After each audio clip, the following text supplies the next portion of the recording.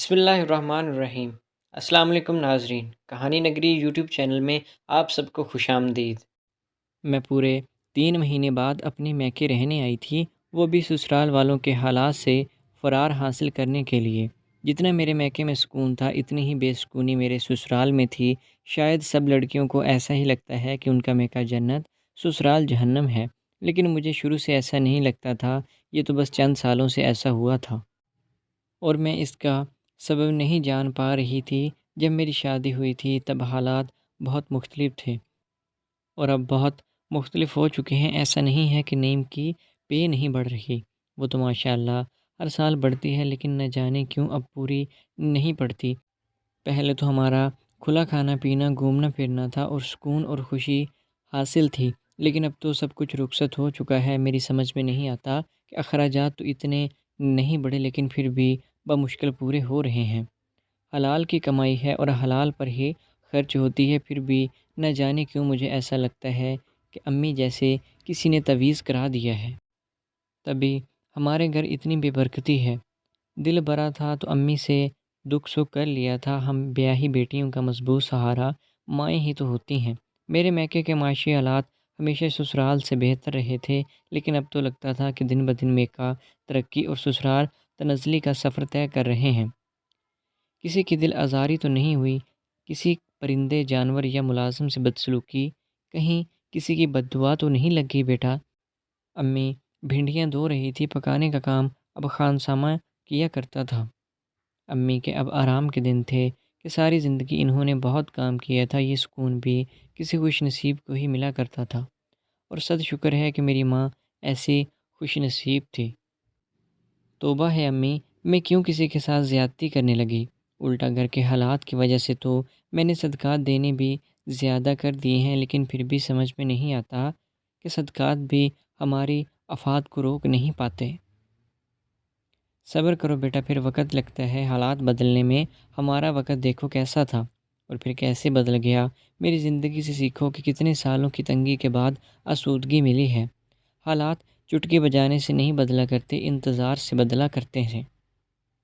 امی نے واقعی ہی مشکل وقت دیکھا تھا، شاید اسی لیے وہ اتنی عاجز اور نرم مزاج خاتون تھی۔ پتہ نہیں کیسے وقت بدلا کرتا تھا، اور اب آپ کا کیسے بدلا؟ میں سخت بیزاری سے بیٹھی ہوئی تھی۔ ہمارے وقت بدلنے میں تمہاری پھپھوں کی دعاؤں کا بڑا دخل ہے۔ اب آپ بھی ابا کی زبان نہ بولیں، وہ اپنی اور آپ کی محنت کا صلہ ماننے کے بجائے پھپھوں کے سر سہرا باندھتے ہیں، اور اب آپ نے بھی دماغ میں یہی بات بٹھا لی ہے۔ منہ بسورتے ہوئے میں نے سر جھٹکا۔ مجھے ابا کی اس عادت کا بخوبی پتہ تھا، اور یہ بات کبھی ہضم بھی نہ ہوتی تھی کہ خواہ مخواہ بہن کو کریڈٹ دیتے رہتے تھے۔ ابا کی زبانی پھپھوں کی کہانی میں نے کئی بار بے دلی سے سنی تھی اور کبھی اس پر یقین نہیں کیا تھا۔ نہیں بیٹا، اس بات میں صداقت بھی ہے، تمہارے ابا غلط نہیں کہتے۔ شروع میں ہمارے حالات کتنے تنگ تھے، لیکن تمہاری پھپھوں کے تو ہم سے بھی گئے گزرے تھے۔ ہماری تو پھر بھی اچھی گزر بسر ہو جاتی تھی، لیکن وہ بیچاری اکثر ایسے حالوں میں ہوتی تھی کہ روٹی کو پانی میں ڈبو کر کھا رہی ہوتی تھی۔ پھر ایک وقت کا کھانا ہوتا تو اگلے وقت فاقہ۔ ایسے میں تمہارے ابا ہی ان کے معاونت کرتے تھے۔ اس وقت مجھے بڑا برا لگتا تھا کہ ہمارے کون سے قارون کے خزانے ہیں کہ بہن کی مدد پر لٹائے جا رہے ہیں، لیکن پھر بھی مجھے لگنے لگا تھا کہ تمہارے ابا کی کم آمدنی میں بھی برکت تھی۔ تمہارے ابا جب بھی فمیدہ کی مٹھی میں چند نوٹ تھما دیتے تو وہ بھائی کے گلے لگ کر بہت روتی اور دعائیں دیا کرتی تھی۔ میں نے اب بھی زبان پر اٹھتے بیٹھتے ہمیشہ ہمارے گھرانے کے لیے دعائیں سنی ہیں۔ بس پھر تمہارے ابا ترقی کرتے چلے گئے، گھر میں خوشحالی داخل ہوتی گئی اور ہمارے دن پھر گئے۔ تمہاری پھپھو اپنے بھائی کی ترقی پر شاید مجھ سے بھی زیادہ خوش ہوا کرتی تھی۔ دن اس کے بھی بدلے، لیکن جب بچے بڑے ہو گئے تو اس نے زندگی کے کئی موڑ پر ہمیں دعائیں دینا ترک نہیں کیا۔ ایک بات تو ماننا پڑے گی کہ وہ احسان فراموش نہیں ہے، بدلے میں اور کچھ نہ دے سکی تو اٹھتے بیٹھتے دعائیں ہی دیتی ہے۔ آج کل کے دور میں کسی کے پاس کسی دوسرے کے لیے دعا کرنے کا وقت بھی نہیں ہے، اس لیے تمہارے ابا کا ماننا ہے کہ انہیں فمیدہ کی دعائیں لگی ہیں۔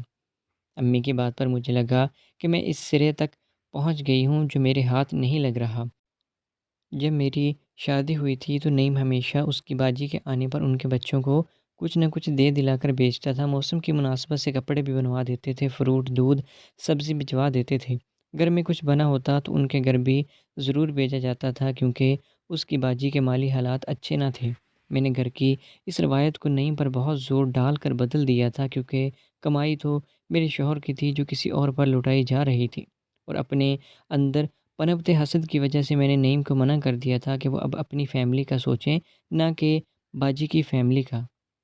امی کی بات سن کر مجھے لگا تھا کہ ہمارے ہاں سے برکت اسی لیے اٹھ گئی ہے کیونکہ ہم نے ایک غریب بہن کا دانہ پانی بند کر دیا ہے۔ خود جب میں میکے آتی، بائی خوب دے دلا کر بیچا کرتے تھے کہ ابا نے ان کی تربیت میں بہنوں کو دینا شامل کیا ہوا تھا، اور بابی بن کر میں نے یہ کیا کیا تھا؟